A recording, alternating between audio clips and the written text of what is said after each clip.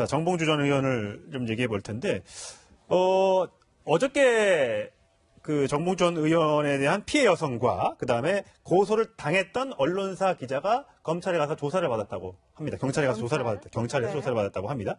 정봉주 전 의원은 소를 취하했기 때문에 그 건이 아니라 반대로 맞고소한 그 부분인 거죠. 네, 일단 뭐 그렇게 알려주고 있죠. 그러니까 물론 정봉주 의원이 조사한 건도 고소한 건도 원칙적으로 할 수는 있습니다. 이게 왜냐면 공직선거법상 허위사실 유포가 이게 반의사 불벌죄가 아니기 때문에 고소 취소한다 하더라도 건이 이제 들어온 이상 그것과 상관없이 경찰은 수사기관을 수사를 진행할 수 있는데 현실적으로 별 의미가 없죠. 예. 이렇게 된 이상 뭐 이게 허위 보도가 아니라는 건 어느 정도 밝혀진 거 아니겠어요? 예. 그래서 지금 남아 있는 거는 정봉주 전 의원이 이 언론 쪽에서 정봉주 전 의원을 고소한 그런 부분, 예. 명예훼손 부분인데 그 부분에 대해서는 조사가 좀 진행이 될 것이고 예. 되고 있는 것을 알고 있고 그래서 하면 이제 어제 그 부분 때문에 조사를 받은 것으로 보입니다. 예. 네.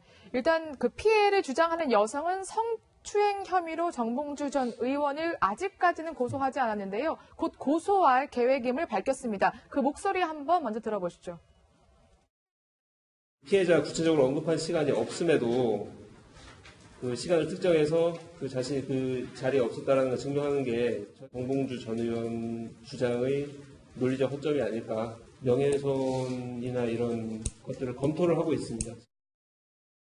네, 일단 성추행 혐의로 이제 고소를 할 것 같은데, 근데 지금 나와 있는 증거를 다 종합해 보면 그 여성이 그 시간에 이제 호텔에 있었다는 거, 정 전 의원도 그 시간에 어쨌든 티타임을 뭐 다른 사람과 가졌든 그 여성과 가졌든 그 호텔에 있었다는 것. 이 정도뿐인 것 같은데 성추행 혐의가 과연 인정될까요?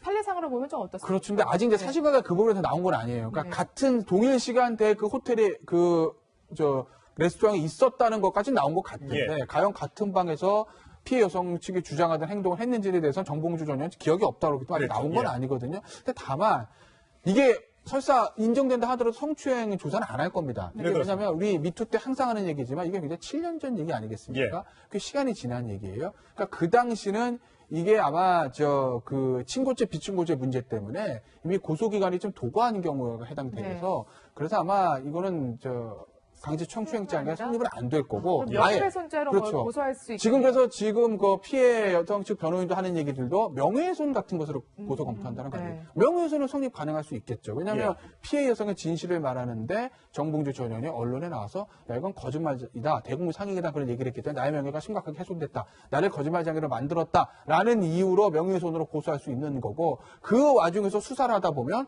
이것이 진실인지 허위사실을 가려야 되지 않겠습니까? 그러니까 그 성추행이 있었는지는 필연적으로 조사가 되죠. 그런데 조사 결과 어떻게 나올지 그건 우리가 아직 속단할 수 있는 거죠. 모든 지금 미투 사건에 대한 검찰 수사, 경찰 조사가 이루어지고 있는데 아직 결론이 난 건 아직 아무것도 없습니다. 여러분들 냉정하게 법원의 판단을 좀 기다려 보는 것도 괜찮을 것 같습니다. 오늘 말씀 잘 들었습니다.